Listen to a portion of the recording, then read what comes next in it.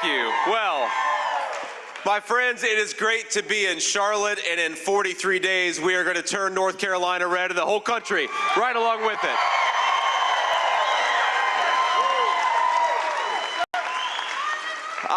I am thrilled to have so many great patriots. I'm grateful to all of you for joining us today. I'm especially grateful to have my lovely wife, Usha.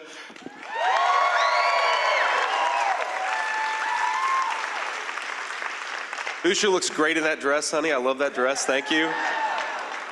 We've also got some other distinguished guests here. I want to give a shout out just before we get started. We have got Congressman Greg Murphy. Where's Greg at? Greg, thank you for everything, man. Thank you for your leadership. You all have an incredible nominee for Attorney General in the state of North Carolina, Dan Bishop. Thank you, Dan.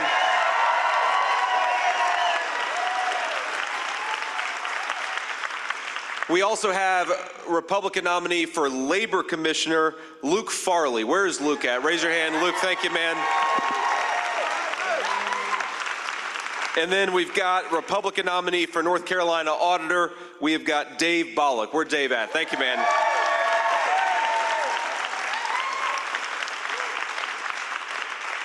So we have got 43 or 42 days to the election. And North Carolina is one of our most important states. And I got to say, North Carolina is becoming like a second home to me.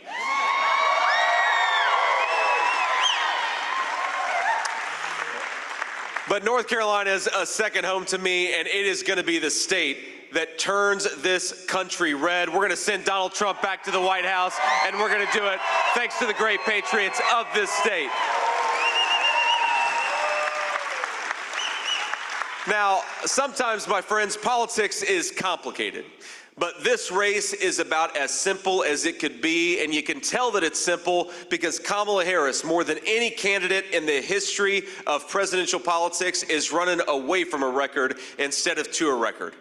And there are all these different takes, all these different spins we can put on this race, but I think the most simple and the most direct is that Donald Trump had a record to be proud of and Kamala Harris has a record to be ashamed of.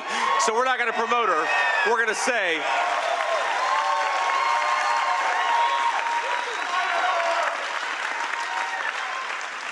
now, it's funny, Kamala is as afraid of the American media, even though most of the media is friendly to Kamala, as she is some of the most hostile leaders all over the world. And I happen to believe that if you have a vice president who is terrified to speak to the American people and terrified to give an interview to the American media, that she belongs nowhere near the Oval Office. I mean, think about this. How can we trust Kamala Harris to represent us in front of the most dangerous regimes in the world if she won't even sit for an interview with the American media? Now, I say that, and I admit that I'm a little biased here, because part of the reason I think Kamala Harris should do some interviews is because the American people deserve it. But part of the reason I want Kamala Harris to do some interviews is because every time she opens her mouth, I think Donald Trump and I gain about 100,000 votes. So,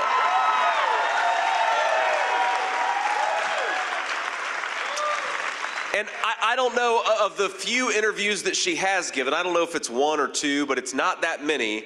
It's funny to try to have her answer what her actual plans are for the American people. You know, the press back here, we've got some reporters and we'll take some questions in a little bit, but the press will ask Kamala Harris, what is your specific plan to lower the cost of groceries, to lower the cost of housing, which of course have gone up wildly under the policies of Kamala Harris? And you know what she'll say? She'll say, well, I grew up in a middle-class family, and I know the struggles. Or she'll say, you know, when I was a little girl, my parents had a very nice lawn. She'll say anything but what her actual plans are to lower the inflation that she caused. She'll say anything other than talk about how she's going to fix the problems that her administration led to. She will do anything to avoid answering the very simple fact that Kamala Harris has made the American people's lives worse. And on November 5th, the state of North Carolina is going to say to Kamala Harris, you're fired. Go back to San Francisco where you belong.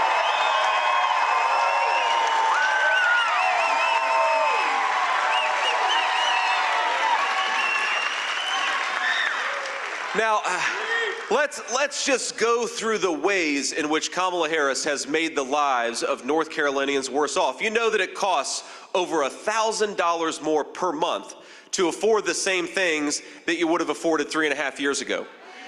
That's more than $12,000 a year just to afford the same quality of life as when Donald Trump was president. Now that's not it, of course, because everything has become more expensive under the policies of Kamala Harris. She casts the tie-breaking vote on almost $4 trillion of wasteful spending, where she taxed money from the American taxpayer, sent it off to China and to foreign regimes all over the world, printed money we didn't have to give it to other people, and now the American families can't afford basic middle-class necessities. You go to a grocery store, the price of eggs when Donald Trump left office was about $1.50 a dozen. The price of eggs, the average now, is close to $4 a dozen, thanks to the policies of Kamala Harris. And I'll tell you, I know this very personally because my kids, we got a 7-year-old, a 4-year-old, and a 2-year-old, and they eat a whole lot of eggs every morning. So I feel it as much as anybody. I see it as much as anybody because we are, it takes a lot of food to feed 3 hungry kids. Now, we took our boys, actually, I'll tell you a story. We took our boys with us on the campaign trail just a couple of days ago when we were in Pennsylvania. And we went to a Hispanic grocery store in Reading, Pennsylvania, and my 2 boys came along with me. And it illustrates how, sometimes kids, their personalities are just inborn, Because we took our 7-year-old boy and our 4-year-old boy, and we go to this grocery store, and I was so proud of my 4-year-old because he set a goal for himself that he was going to do 100 reading lessons with his mama, and he actually accomplished that goal last Saturday. So we're very proud of our 4-year-old. Give him a round of applause.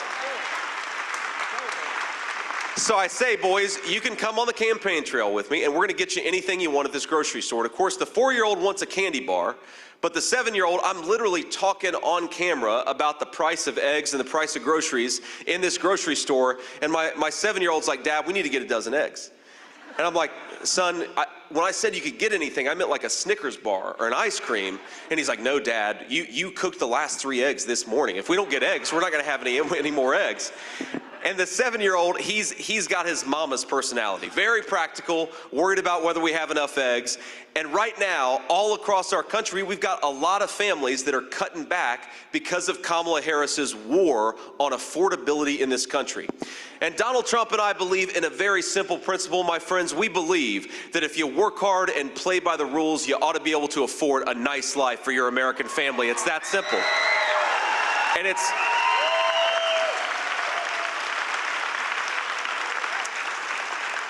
And that is not that hard. We just got to get better leadership and common sense economic policies back in the White House. We got to get Kamala Harris out of there and put Donald Trump back where he belongs, leading this great country and pursuing common sense economic policies. Now, let's just tick through a few more things. Gas prices are up over 30% thanks to Kamala Harris's policies. Groceries in total are up about 25% in the state of North Carolina thanks to Kamala Harris's policies. A gallon of milk now north of $4. Ground beef was about $3.50 a pound when Donald Trump left office. It's now close to $6 a pound thanks to Kamala Harris's policies. My friends, we could do so much better. And to the folks watching on TV or who will see clips of this is not hard. There are some things in politics that are hard, some issues that are complicated, but we just need to get back to common sense economic policies so that American families can afford to feed their children the food that they want. American families,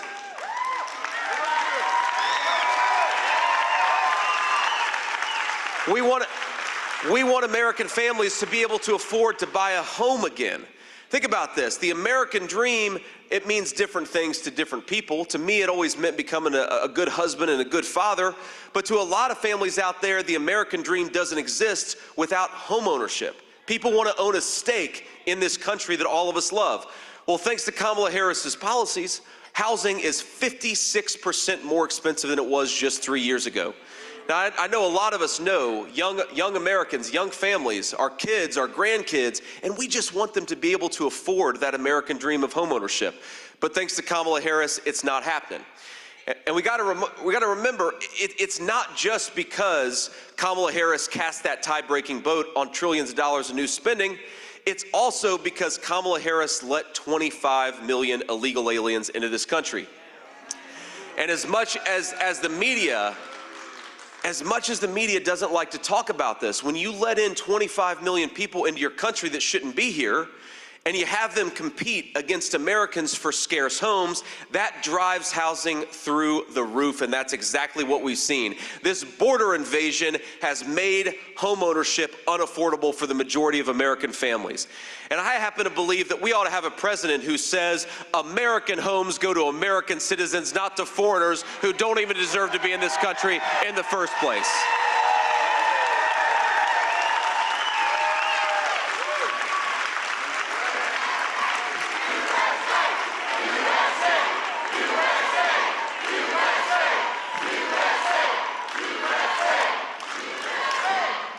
Now, here's the other problem. We talk about the border crisis, because that is maybe the most significant unforced error of Kamala Harris's administration, is we have got 25 million illegal aliens. Now, you know what kind of stress that puts on the municipal budget of Charlotte? You know how hard it is to afford to provide housing and health care for your citizens when Kamala Harris lets in millions upon millions of people who shouldn't even be here. And that is exactly what she has done. Thanks to Kamala Harris's policies, you've got a lot of American families and a lot of American cities that can't afford to provide basic necessities to their citizens.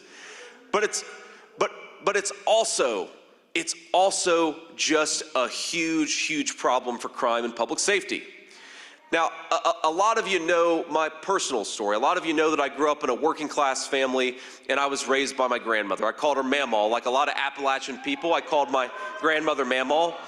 And by the way, let's give a shout out to all the great grandparents in the room right now who are helping take care of kids. We love you.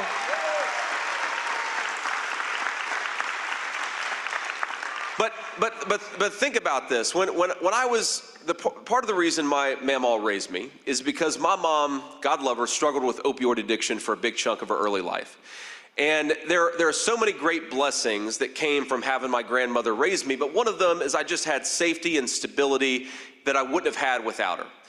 Now, I'm proud to stand here today and say that my mom has been clean and sober for almost 10 years, and we're so grateful for it.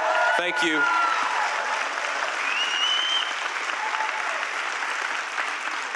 And for those of you who are struggling with addiction, or those of you who have families struggling with addiction, there really is hope in recovery.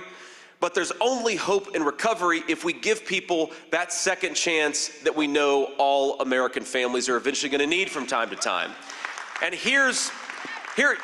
I remember as a teenager, my mom had taken something that she shouldn't have taken, and I was so terrified that she was never going to wake up from this coma. And I was in the hospital, and, a few days, we didn't know what was going to happen. And I remember just begging, good Lord, Jesus, please let my mom wake up this time. Give her another chance. And that time, thank God for me, my mom did wake up. And we did get that second chance. And she eventually got clean and sober, and now we're in a great place. But we know that with the deadly fentanyl that's coming across the southern border today, Kamala Harris has let the Mexican drug cartels turn this state and turn this country into a drug trafficking zone. I really believe that if the poison Kamala Harris lets come over the border in 2024 was coming over 10 years ago, that we wouldn't have got that second chance with my mother. And so we say to Kamala Harris, to every illegal alien, to every person who has contributed to this border crisis, we need a president that's going to go to war with the Mexican drug cartels, not invite him to do business in this country. And that's why we're going to make Donald Trump the next president of the United States.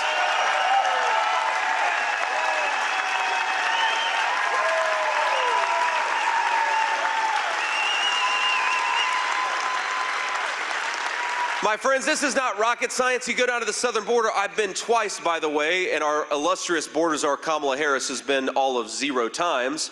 You go down to the southern border and they'll tell you, we just want to do our jobs. We want a president who allows us to enforce the border to keep this country that all of us love safe. We just want Donald Trump.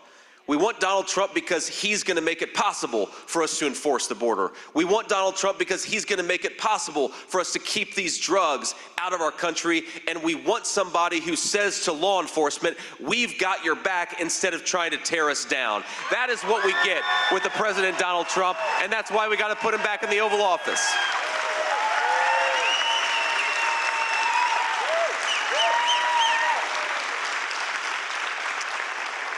Now, here's something that really bothers me about the American media. And like I said, I'll take a couple of questions here afterwards. But what I've noticed from the Kamala Harris campaign, it's not just that her border policies are a total nightmare. It's that Kamala Harris thinks that you're a bad person for thinking that she's doing a bad job.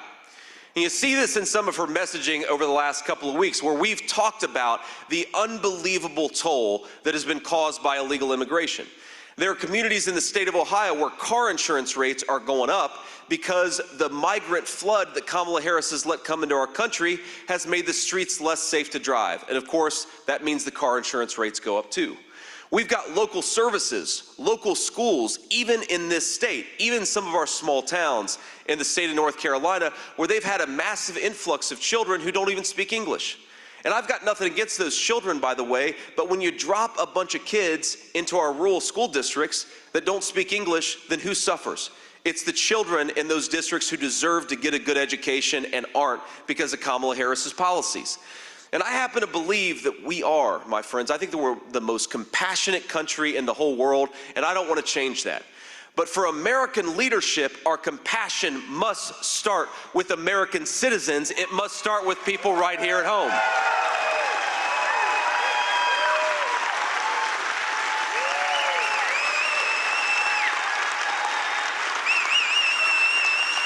And you know, Kamala Harris, she doesn't want to debate that. She doesn't want to debate the costs of the migrant invasion. She doesn't want to debate these issues. She'd rather censor you. And the main tool of censorship under today's Democratic Party, under Kamala Harris's leadership, is to call all the people who are complaining about this migration problem a racist. Even though, by the way, many of the people who are complaining about her open border come from every walk of life and every skin color in our country. Well, I think we should send a message to Kamala Harris, and we ought to stand up for the hardworking Americans who are mad about the border because it's made their communities less safe and it's made their lives less affordable.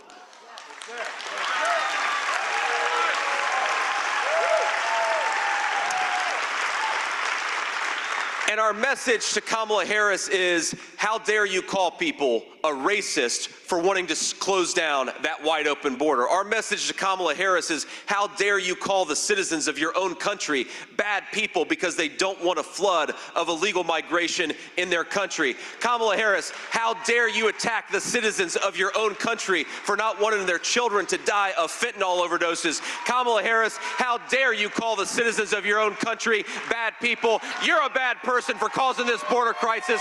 We are not bad people for complaining about it.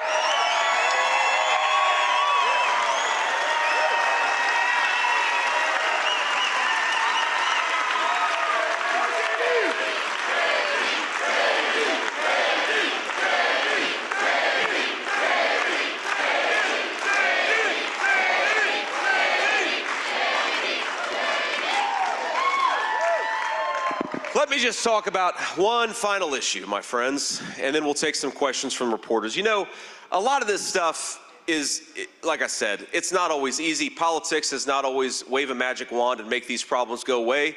But the affordability crisis, because Kamala Harris refuses to answer the question of what she would do to lower the price of groceries and housing, of food and everything else for American citizens, Donald Trump and I have a very, very simple answer, and it starts with energy. It starts with a very simple principle: drill, baby, drill. You want to lower Americans' prices.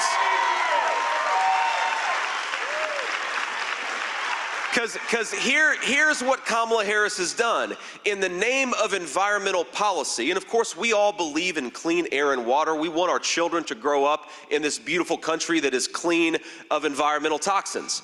But what she has done is, in the name of environmental policy, she has encouraged the offshoring. She's encouraged us to ship all of our energy and manufacturing jobs to China, which is, by the way, the dirtiest economy in the history of the world. If you care about energy and you care about the environment and you want a clean environment, but also if you just want American jobs, unleash the American energy sector, unleash the American energy worker. Stop shipping this stuff overseas. We got plenty of it right here at home. Let's get it from our own territory with our own workers.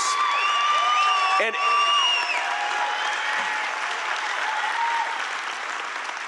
if we do that, my friends, we're going to lower the cost of everything. Because everything, Donald Trump says this all the time, everything requires energy. You want to talk about why our farmers are struggling? Because everything from the diesel fuel that they use to the fertilizer they use has gotten more expensive because of Kamala Harris's energy policies. You want to talk about why groceries are more expensive? Let's talk about the fact that our truck drivers are paying way more for diesel than they were 3 years ago, and they're, of course, the ones who are driving the groceries to the grocery store in the first place. You want to talk about why all of our manufactured goods, our construction equipment is more expensive? It's because it takes energy to make this stuff, and you jack up the cost of energy, and you're going to make Americans poor. So to Kamala Harris, we have one final message on the economy, and I've got some advice for you, Kamala, on how you can answer this question about your specific plans. No more word salad about how you grew up in a middle-class family. Unleash American energy, unleash American workers. That's how you open up this country, and that's how you lower prices for American citizens.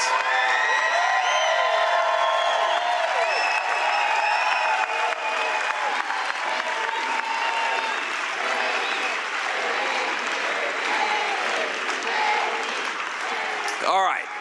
So I'm going to take some questions in just a second, but I want you, especially now while everybody's standing up here, I want you to take out your phones, and we're going to ask every single one of you to play your part. Because look, we're never going to have the biased media on our side, and we're never going to have, Kamala Harris lies about Donald Trump every single day and twice on Sunday.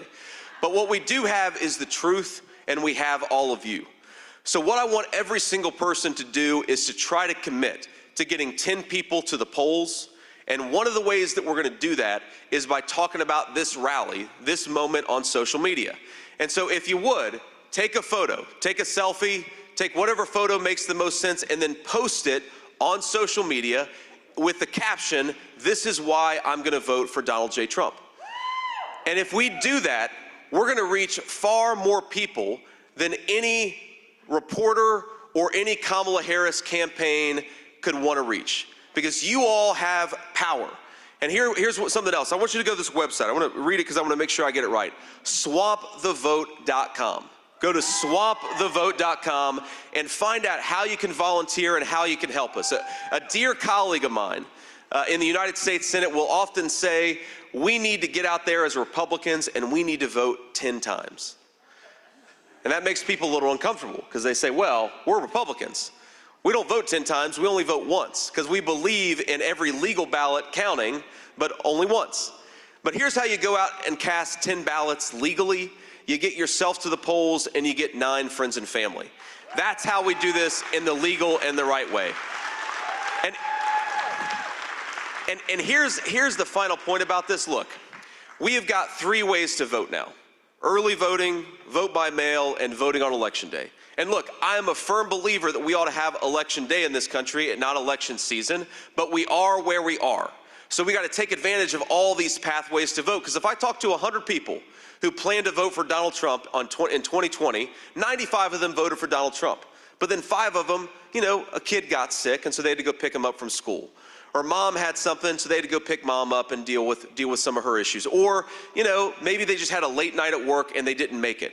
The best way for us to beat the Democrats in November is to get out there and vote. So do everything you can, drag everybody across the finish line, and we're going to take this country back because of all of you. God bless you all, and thank you.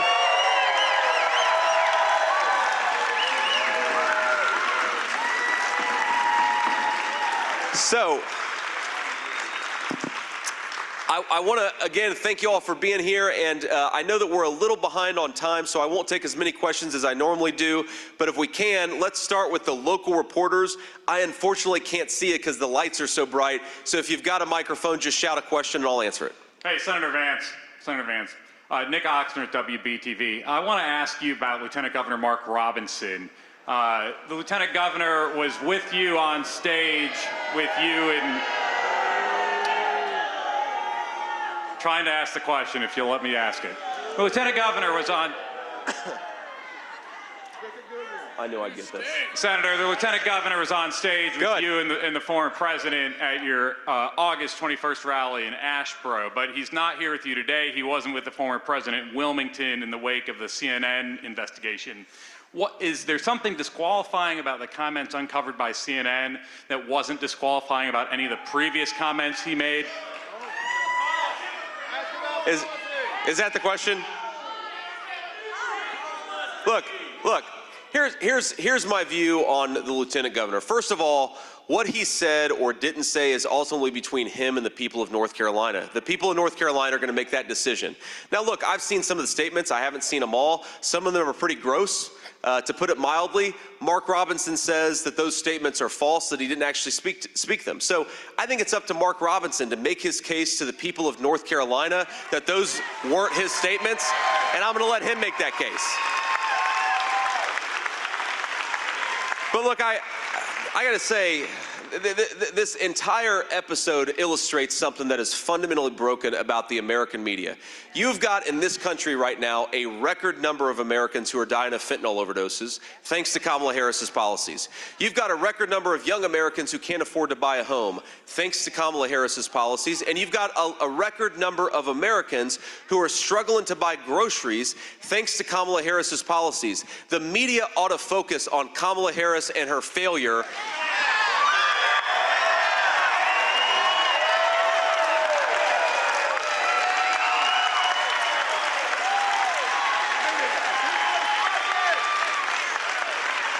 I am much more interested in pursuing policies that correct the problems of Kamala Harris. A sex scandal in North Carolina is between the Lieutenant Governor and the people of North Carolina. They're going to make their decision, and we support them.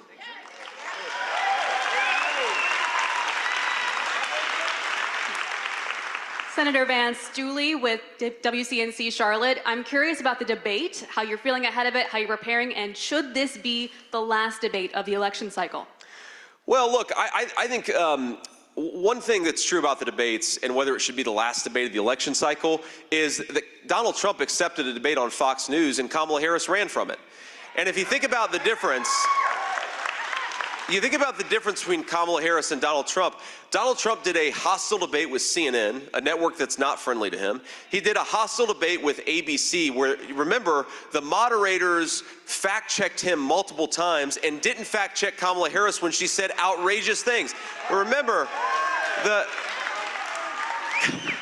Kamala Harris, just a few weeks ago, you had American troops who were nearly killed in an attack by Iranian militias, and Kamala Harris had the audacity to say there are no troops in active combat. Where was the fact check from ABC for that?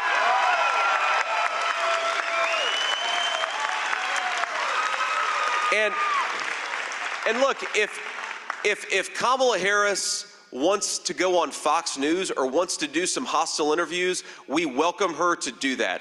But what me and Donald Trump are going to keep on doing is going everywhere and talking to everybody. We talk to the hostile media, we talk to the friendly media, we talk to the national media, we talk to the local media, and we do it because we think the American people deserve leaders who try to earn their vote instead of expecting it to be given to them.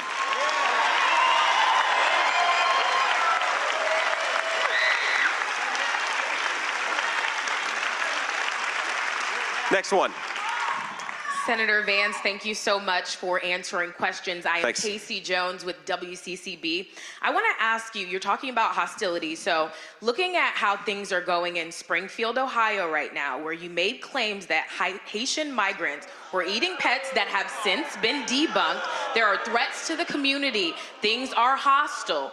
Knowing that America's so divided right now, would you change anything about the way you spread those now debunked false claims? Well, what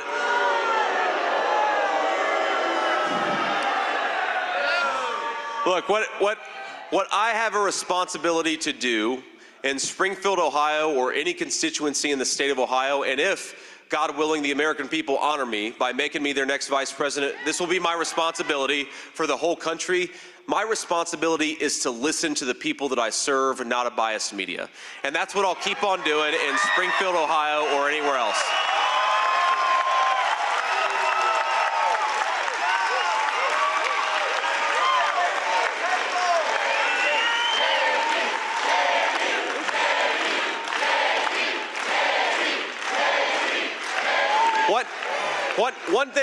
thing I've learned, and I really do think it's a difference between me and President Trump and the Kamala Harris campaign, is that we listen to people and we try to understand where they're coming from.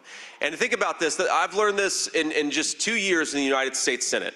When there was a train disaster in East Palestine, Ohio, a lot of residents came to me and told me a lot of things.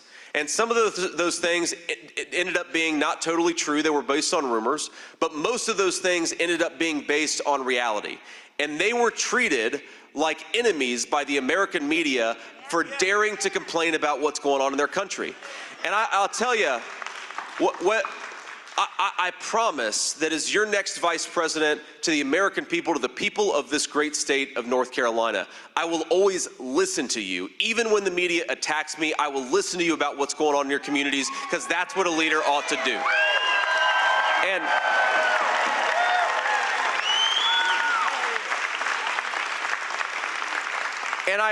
And the final point that I'll make there is that everything that's going on in Springfield, Ohio, first of all, it comes from Kamala Harris's wide open borders. A small town in Ohio, 20,000 migrants into that community. It has stressed every local service.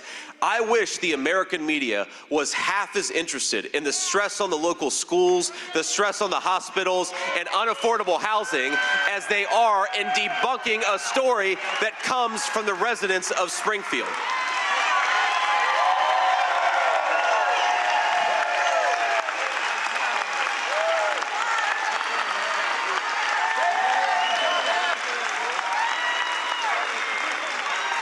And you know, the final point that I'll make on this is, it is interesting to me to listen to the American media where they will descend on a town. I've had constituent inbound from inquiries from Springfield, Ohio, just in the last couple of weeks, where, you know what they'll say to us? They'll say, hey, this thing's going on in our community.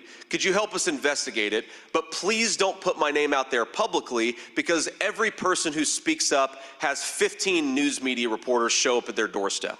And to all of the reporters who are listening to these words, whether they're national reporters or local reporters, did you ever think about listening to people instead of harassing them? Did you ever think about telling the truth instead of accepting the word?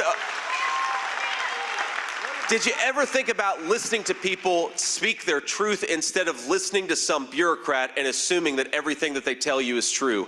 Journalism in this country is increasingly a disgrace. It's about investigating the truth, and unfortunately, far too few reporters do that today.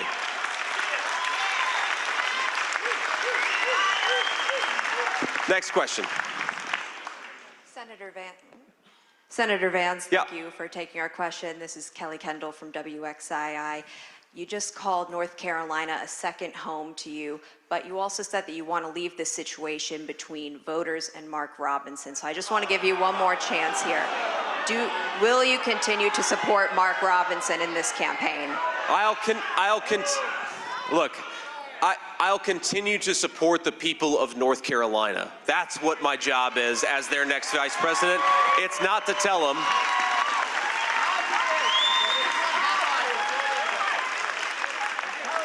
Look, I've spent so much time in this state, and I love this state. It is beautiful. You guys have one of the rare, thank you, we have one of the rare combinations of beautiful mountains and beautiful beaches right here in the state of North Carolina. You ought to be proud of it.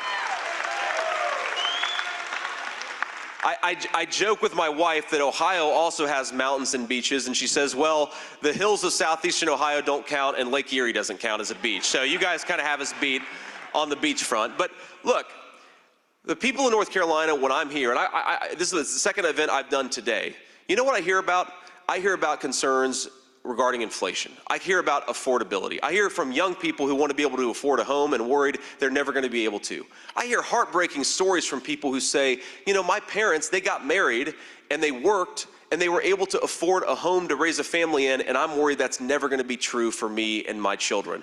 Those are the people whose problems I am focused on, not a sex scandal, and not something that I think is fundamentally, the voters of North Carolina are focused on the right issues, and that's what our campaign is going to focus on too.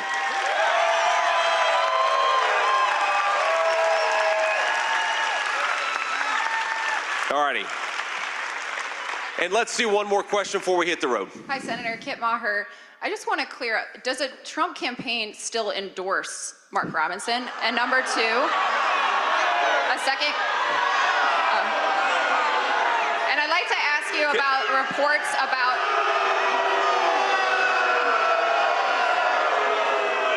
A second question about your debate prep. It's reported today that Go ahead, Kit, go ahead. Yeah. Second question is about your debate prep. It's reported that you are enlisting the help of Tom Emmer to sit in for Tim Walz. Could you talk about that choice and how you're preparing for the debate? Yeah, well, look, Tom Emmer is a great representative from the state of Minnesota. He has not helped us out yet, but I think that we are going to try to call on him in the next couple of weeks as we really start to, think about how to make our best case during this debate. But look, on the Mark Robinson question, Kit, you've heard me answer it now 2 times. I've been asked, I think, 5 questions. Now, three of those questions have been about what Mark Robinson did or did not say 20 years ago on a message board. As I've said, that is Mark Robinson's case to make to the people of North Carolina. I'm not going to make it for him, and the people of North Carolina, they get to be the judges of whether they believe him or not. It's really that simple. Now,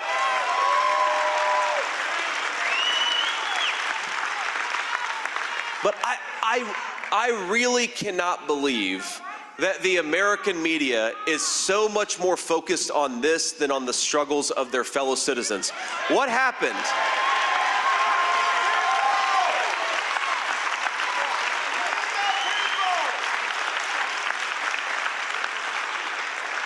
What happened to speaking truth to power? What happened to investigating the truth? If the American media wants to focus on a sex scandal, there are plenty of supermarket tabloids that are welcome, that would love to have you. Let's focus on the real issues that affect North Carolina. And final point I'll make on this. Look, people have found, somebody just behind me said Bill Clinton. That's a good point. Bill Clinton spoke at the Democratic National Convention. How many questions have been asked about his very interesting history?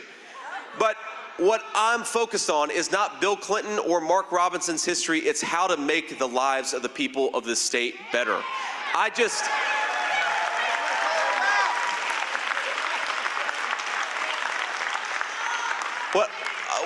One thing I wish that I could do for every single person in this room, even the journalists, is I wish that I could take you on our campaign plane and give you the perspective that I've gotten of this country in the past 7 weeks. This is the coolest, other than being a wife to this beautiful lady here and a father to our 3 kids, the greatest honor of my life has been running for this office of Vice President of the United States. And I'll tell you, you see this country through an incredible perspective when you run to be its next vice president. From the beautiful deserts of Arizona to the mountains of Western North Carolina, I believe that we have the most beautiful country in the world, and we ought to be proud of it. I believe we've got natural resources that the Chinese and the Russians would literally kill for. We have an incredible, bountiful land in addition to having the most beautiful country in the world. And I believe we've got the best people and the best workers anywhere on the face of the earth. The only thing that is broken about this country is the failed leadership of Kamala Harris. Let's fire her and send Donald Trump to the White House, and let's do it together. God bless you guys. Thank you all for having me.